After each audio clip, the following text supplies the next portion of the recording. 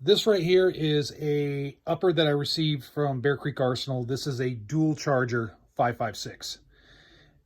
This is a 16-inch rifle upper, and this is going to be kind of a first impressions type video, and I'm going to talk about the dual charging system and whether it makes sense or not, and just kind of go from there. I haven't shot this yet. I will here in the near future, I hope.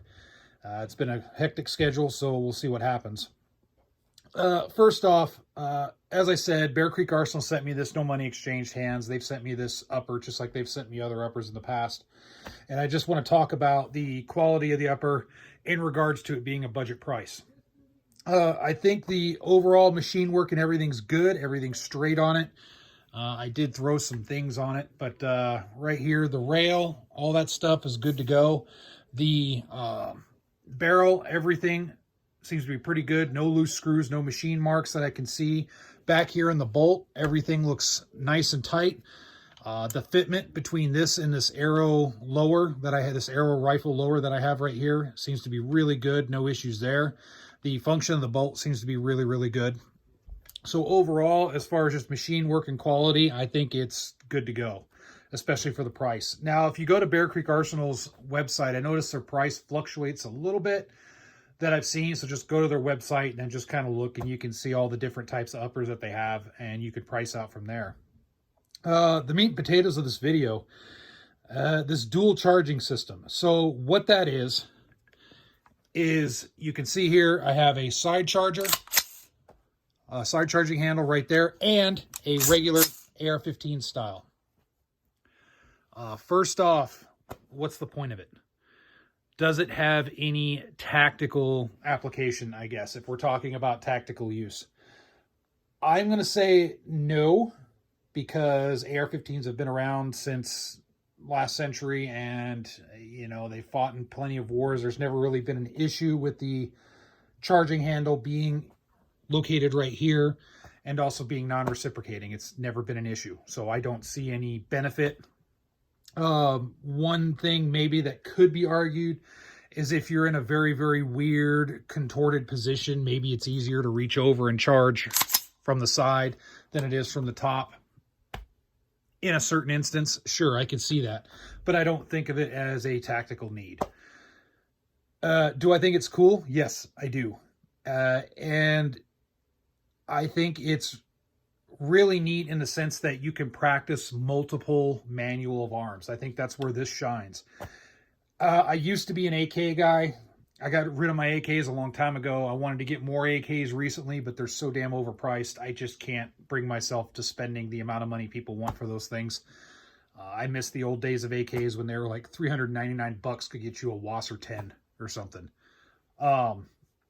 But in any case, I like that manual of arms. Same like with an M1A Mini 14. I like having to reach over and grab a reciprocating charging handle. To me, that's kind of cool. So it's cool having two different types of manual of arms. I think that's just the biggest selling point on this. If you want to practice multiple different ways of doing things, you can definitely do so. I think it's neat. It just expands your skill set a little bit.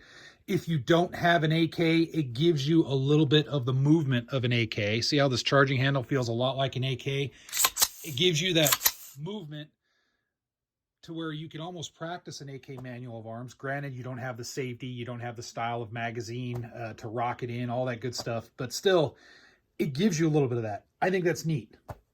Overall, the one downside is, yeah, you still have to have a tool to disassemble and pull the bolt out.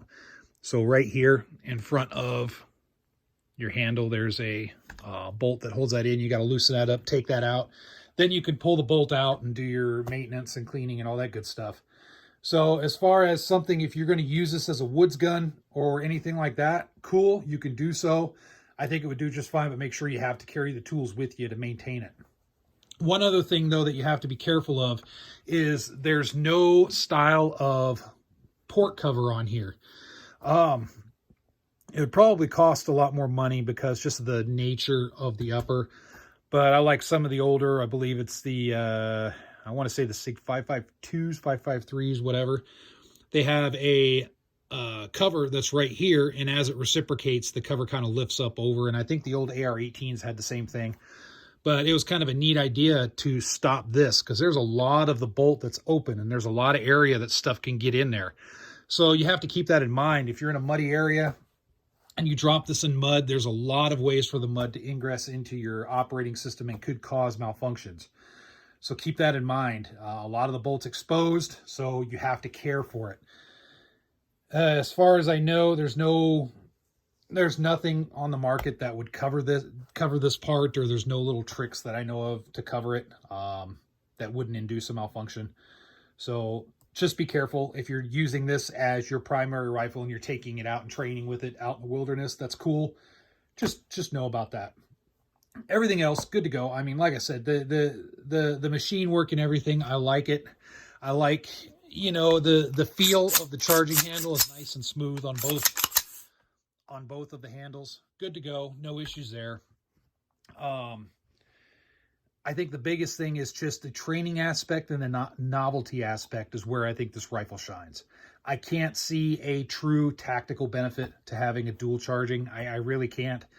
I just don't see it personally, but I do like that they came out with this because it provides something neat. I think it's neat. It's like a hobby rifle. It's neat. It's different. It's something that, you know, you take it to the range, you put some rounds through it. Some people look at it and go, huh, that's different. And then of course you can, you know, maybe train a little bit with some different, slightly different manual of arms without having to change uppers and all that good stuff. So, as far as the makeup and everything, it's just like any other Bear Creek upper, so expect the same type of quality of bolts, metals, all that good stuff. Let me know if you guys have any experience with the dual charger. I think it's cool. I've been drilling with it at the house. No issues there. If this thing runs good, I may actually set this up as a home defense carbine, just because I think that's where it would shine. Home defense, urban defense. I have other carbines that I think I'd rather take out with me into the local woods here if I wanted to take an AR with me. So it is what it is, but I dig it. I dig it. Let me know what you guys think, whether you think it's crap, whether you think it's kind of interesting. Again, it's a little bit different. I think that's the biggest draw point to it. So, all right. Thanks a lot for watching. As always, stay safe.